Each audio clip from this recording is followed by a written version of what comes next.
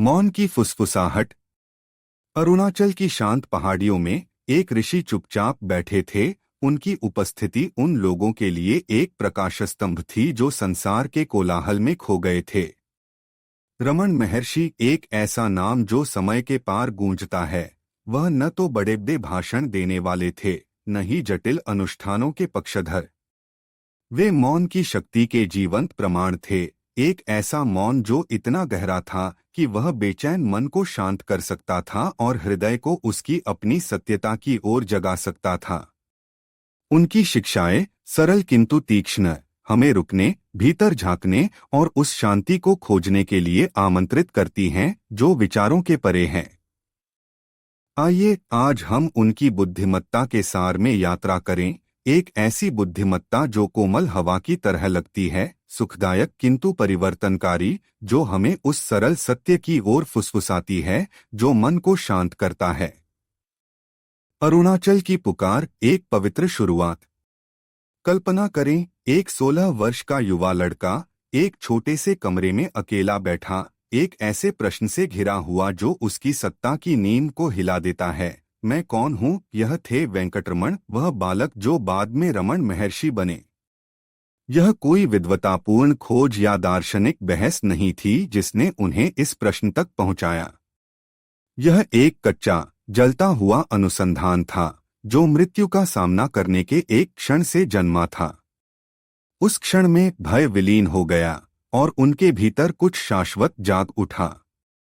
उन्होंने महसूस किया कि शरीर नष्ट हो सकता है, किंतु मैं वास्तविक स्व अछूता रहता है। एक अदृश्य शक्ति द्वारा आकर्षित होकर उन्होंने अपना घर छोड़ दिया और दक्षिण भारत में पवित्र अरुणाचल पहाड़ी के तल पर पहुंच गए।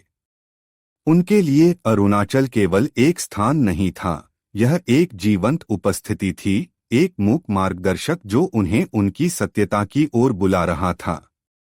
अरुणाचल आपके भीतर है, वे बाद में कहते थे। उनके शब्द उस हृदय के भार को वहन करते थे जिसने अपना घर पा लिया था। हम जो संसार के शोर में उत्तर खोज रहे हैं, उनके लिए उनकी कहानी हमें रुकने को कहती है। हमारे अपने हृदय में अरुणाचल क्या है? वह क्या है जो हमें क्षणभंगुर से परे शाश्वत की ओर देखने को बुलाता है? आत्मजांच की शक्ति। मैं कौन हूँ? रमण महर्षि की शिक्षाओं के केंद्र में एक एकल तीक्ष्ण प्रश्न है, मैं कौन हूँ? यह ऐसा प्रश्न नहीं है जिसका उत्तर शब्दों या सिद्धांतों से दिया जाए। यह हमारी सत्ता की गहराइयों में उतरने, उन विचारों, लेबलों और पहचानों की परतों को छीलने का निमंत्रण है जिन्हें हम थामे रहते हैं। मैं कौन हूँ का विचार अन्य सभी विचारों को नष्ट कर देगा, उन्होंने कहा। और जैसे जलती चिता को हिलाने वाली लकड़ी स्वयं अंत में नष्ट हो जाती है, वैसे ही यह स्वयं नष्ट हो जाएगा। तब आत्म साक्षात्कार होगा। कल्पना करें, इस प्रश्न के साथ बैठे हुए, इसे अपनी आत्मा में उतरने देना। शुरू में मन प्रतिरोध करता है, विचलन पैदा करता है, यादें, योजनाएं, संदेह। लेकिन जैसे जैसे आप दृढ़ रहते हैं, कुछ बदलता है। शोर कम होने लगता है और एक शांत जागरूकता उभरती है, जैसे कोई स्थिर झील आकाश को प्रतिबिंबित करती हो। यही आत्मजांच या आत्मविचार का सार है जिसे रमण ने विश्व को दिया। यह ज्ञान प्राप्त करने के बारे में नहीं, बल्कि उस सब को छोड़ देने के बारे में है जो आप नहीं हैं। एक ऐसी दुनिया में जो हमें कुछ बनने के लिए प्रेरित करती है। रमण की आवाज फुसफुसाती है, आप पहले से ही हैं। बस बने। मौन जो बोलता है। रमण महर्षि बहुत बोलने वाले व्यक्ति नहीं थे। अक्सर वे मौन में बैठते थे, उनकी आंखें एक ऐसी शांति बिखेरती थीं जो आसपास के सभी को छू लेती थी। लोग दूर दूर से आते थे, विद्वान, साधक, संशयवादी, उनकी उपस्थिति के आकर्षण से खिंचे चले आते थे। वे जीवन, दुख और ईश्वर के बारे में सवाल पूछते और वे ऐसी सादगी से जवाब देते जो उनकी भ्रांति को चीर देता। लेकिन उनके शब्दों से अधिक उनका मौन बोलता था। मौन शिक्षण का सबसे शक्तिशाली रूप है, उन्होंने कहा। यह शाश्वत वाणी है, वह एकमात्र भाषा जिसे सभी समझते हैं। इस दृश्य की कल्पना करें, एक भीड़-भाड़ वाला हॉल बेचैन मन से भरा हुआ, फिर भी जैसे ही रमन प्रवेश करते कमरे में सन्नाटा छा जाता। उनका मौन खाली नहीं था, वह जीवंत था, प्रेम और स्पष्टता से भरा हुआ।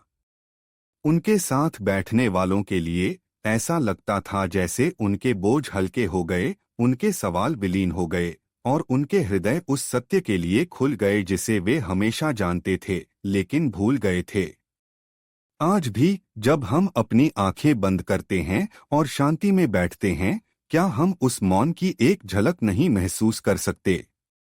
क्या हम उसकी कोमल पुकार नहीं सुन सकते जो हमें अपनी सत्यता में विश्राम करने के लिए प्रेरित करती है? अहंकार का भ्रम, झूठे स्व को छोड़ना। रमन की सबसे गहन शिक्षाओं में से एक थी अहंकार के बारे में, वह मैं की भावना जो हम अपने विचारों, इच्छाओं और भय के इर्द गिर्द बनाते हैं। अहंकार सभी दुखों का मूल है, उन्होंने कहा। इसके स्रोत तक जाए और यह विलीन हो जाता है, स्व को प्रकट करता हुआ। उनके लिए अहंकार एक छाया की तरह था जो वास्तविक प्रतीत होती है जब तक आप प्रकाश की ओर नहीं मुड़ते। आत्मजांच के माध्यम से उन्होंने हमें इस मैं पर सवाल उठाने के लिए सिखाया जो हमारे जीवन पर स्वामित्व का दावा करता है। वह कौन है जो दुखी होता है? वह कौन है जो इच्छा करता है? वह कौन है जो डरता है? यह शिक्षण अमूर्त नहीं है, यह गहरे रूप से व्यक्तिगत है। उस क्षण के बारे में सोचें जब आपने दुख, क्रोध या भय महसूस किया। वह क्या था जिसने उन भावनाओं को महसूस किया? क्या वह वास्तविक आप थे या वह अहंकार था, वह नाजुक स्वच्छवी जिसे आपने रचा है? रमन के शब्द हमें और करीब से देखने के लिए आमंत्रित करते हैं, यह देखने के लिए कि ये भावनाएं हमारे वास्तविक स्वभाव के आकाश में गुजरने वाले बादलों की तरह हैं।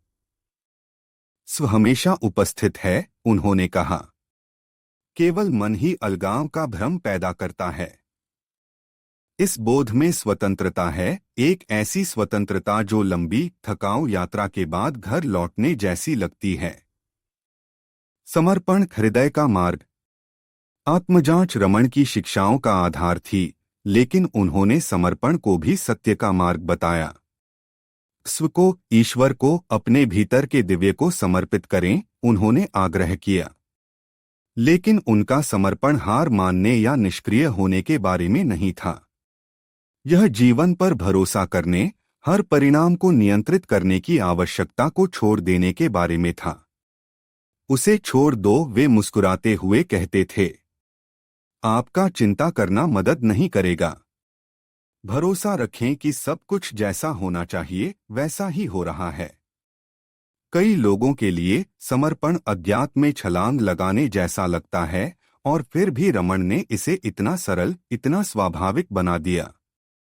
उन्होंने हर क्षण में इस समर्पण को जिया, चाहे वह ध्यान में बैठे हों या भक्तों के साथ भोजन साझा कर रहे हों। उनका जीवन उस शांति का प्रमाण था जो अस्तित्व के प्रवाह में विश्राम करने से आती है। जब आप समर्पण करते हैं तो आपको एहसास होता है कि आप कभी अलग थे ही नहीं, उन्होंने कहा। ये शब्द एक गर्मजोशी, एक आश्वासन लाते हैं कि हम हमेशा अपने से बड़े किसी चीज द्वारा संभाले गए हैं। शाश्वत, अब समय के परे जीना। रमन अक्सर वर्तमान क्षण को एकमात्र वास्तविकता के रूप में बोलते थे। अतीत चला गया, भविष्य अभी आया नहीं, उन्होंने कहा। केवल अब है, और अब में आप स्व हैं। यह शिक्षण हमारी उस जुनूनी सोच को काटता है जो बीत गया या जो हो सकता है। हम कितनी बार पछतावे या चिंताओं में खो जाते हैं, इस क्षण की सुंदरता को खो देते हैं।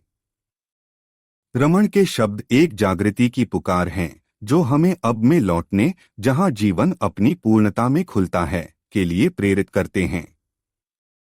शाश्वत अब में जीना दुनिया को ताजा आंखों से देखना है।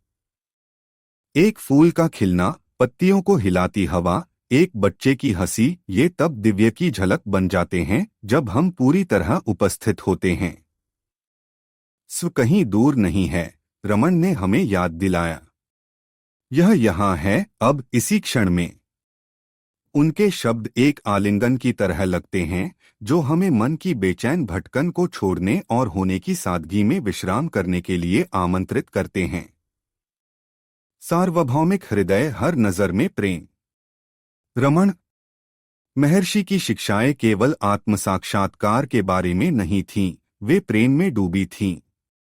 उनका प्रेम भावुक या चयनात्मक नहीं था, यह सार्वभौमिक था, जो विद्वान, किसान, जानवर और यहाँ तक कि अरुणाचल के पत्थरों तक समान रूप से बहता था। उनकी कोमलता की कहानियां असंख्य हैं। कैसे वे घायल जानवरों की देखभाल करते, बंदरों के साथ अपना भोजन साझा करते या दुखी भक्त के साथ धैर्यपूर्वक बैठते। सभी प्राणी स्व हैं, उन्होंने कहा। उन्हें प्रेम करना अपने हृदय को प्रेम करना है। यह प्रेम कुछ ऐसा नहीं था जिसका उन्होंने प्रचार किया, यह कुछ ऐसा था जिसे उन्होंने जिया। उनकी आंखें, जिन्हें अक्सर करुणा के सागर के रूप में वर्णित किया जाता था, सामने बैठे व्यक्ति की आत्मा में सीधे देखती थीं। उनकी उपस्थिति में लोग स्वयं को देखा हुआ, समझा हुआ और स्वीकार किया हुआ महसूस करते थे।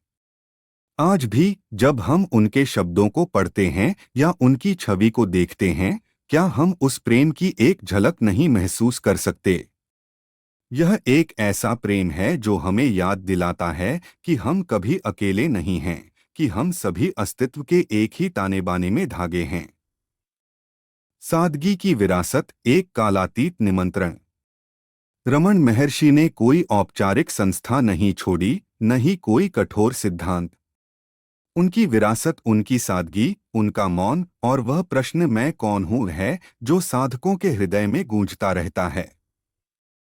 उन्होंने हमें दिखाया कि सत्य जटिल या दूर नहीं है, यह हमारी सांस से भी करीब है, पहचानने की प्रतीक्षा में। खुशी आपका स्वभाव है, उन्होंने कहा। इसे चाहना गलत नहीं है। गलत यह है कि इसे बाहर खोजना जब यह भीतर है। जैसे जैसे हम अपने जीवन की जटिलताओं से गुजरते हैं, रमन की शिक्षाएं एक प्रकाशस्तंभ की तरह हैं, जो हमें स्वयं की ओर वापस ले जाती हैं। उनका जीवन एक जीवंत प्रमाण था कि शांति संभव है, कि मन को शांत किया जा सकता है और कि हृदय अपनी सत्यता में विश्राम कर सकता है।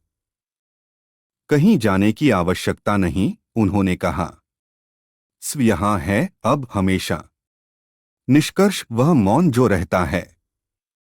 आइए एक क्षण के लिए अपनी आंखें बंद करें और उस मौन को महसूस करें जिसे रमन महर्षि ने साकार किया। यह एक ऐसा मौन है जो मांग नहीं करता, बल्कि निमंत्रण देता है। यह एक ऐसा मौन है जो आलोचना नहीं करता, बल्कि आलिंगन करता है। यह एक ऐसा मौन है जो फुसफुसाता है, आप वैसे ही पर्याप्त हैं जैसे आप हैं। अपनी व्यस्तता भरे दिनों में हम इस मौन को अपने साथ ले चलें। हम पूछें मैं कौन हूं और सुने, मन से नहीं बल्कि हृदय से। और हम खोजें, जैसा रमन ने किया, वह सरल सत्य जो मन को शांत करता है, वह सत्य कि हम हैं और हमेशा से रहे हैं। स्व उनके ही शब्दों में, आपका अपना आत्म साक्षात्कार वह सबसे बड़ा सेवा है जो आप विश्व को दे सकते हैं। तो आइए यहीं और अभी इस क्षण की शांति में स्वयं को जानना, स्वयं से प्रेम करना और स्वयं होना शुरू करें।